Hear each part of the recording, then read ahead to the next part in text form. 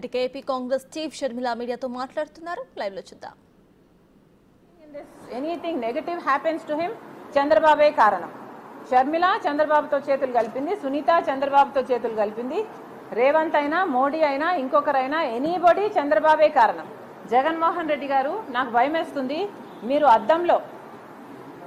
అద్దంలో ముఖం చూసుకుంటే మీ ముఖం కనిపిస్తుందా, మీకు చంద్రబాబు గారి ముఖం కనిపిస్తుందా? ఒకసారి పరిశీలన చేసుకోండి. మీకు ఎందుకు ఇంత చంద్రబాబు గారి పిచ్చి పట్టిందో జనాలకు సమాధానం అవసరం. ఎందుకంటే అర్థం కావటం లేదు. సునీత ఇంత గట్టిగా ఈరోజు న్యాయం కోసం కొట్లాడుతుంటే మీరు చెప్పాల్సిన సమాధానాలు ఈ రోజు వరకు చెప్పటం లేదు. చెప్పకపోగా చంద్రబాబుతో మేము చేతులు కలిపామని చెప్తున్నారే, మీరెందుకు మీ గురించి సమాధానం చెప్పటం లేదు? సాక్షి టీవీలో, సాక్షి ఛానల్లో హార్ట్ అటాక్ అని ఎందుకు రాశారు? ఇల్లంతా రక్తమైతే, గొడ్డలి వేట్లకు బలైతే, ఆయన తలలోని ఎంకలు బయటకు వస్తే, ఆయన మెదడు బయటకు వస్తే, మరి సాక్షి టీవీలో హార్ట్ అటాక్ అని ఎందుకు చెప్పారు?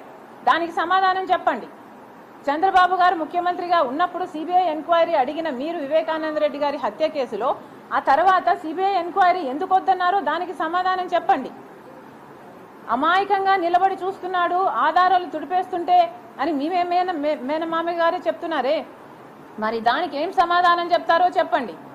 ఇవన్నీ మీ హస్తం లేకపోతే, అవినాష్ రెడ్డి హస్తం లేకపోతే ఎందుకు దాచిపెట్టుకోవాలనుకుంటున్నారు? ఎందుకు సమాధానం చెప్పటం లేదు? 5 సంవత్సరాలు అవినాష్ రెడ్డిని ఎందుకు కాపాడారు? మళ్ళీ అదే అవినాష్ రెడ్డికి అక్యూజ్డ్ గా ఉన్న ఇన్కంబెంట్ ఎంపీకి మీరు ఎందుకు టికెట్ ఇస్తున్నారు?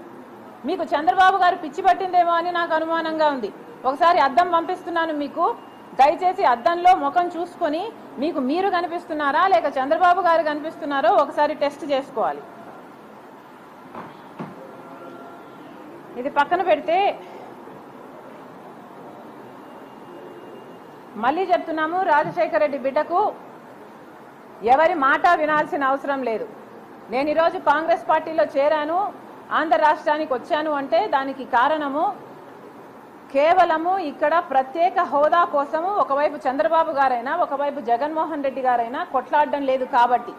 ఇద్దరు బీజేపీ పార్టీతో పొత్తులు పెట్టుకున్నారు, తొత్తులుగా మారారు.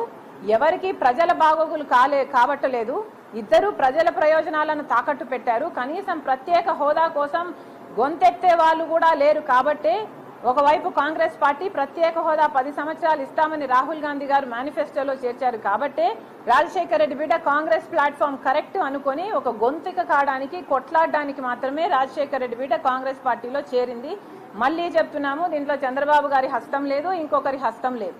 రాజశేఖర రెడ్డి బిడ్డను కంట్రోల్ చేయడం ఎవరి తరము కాదు. Thank you very much.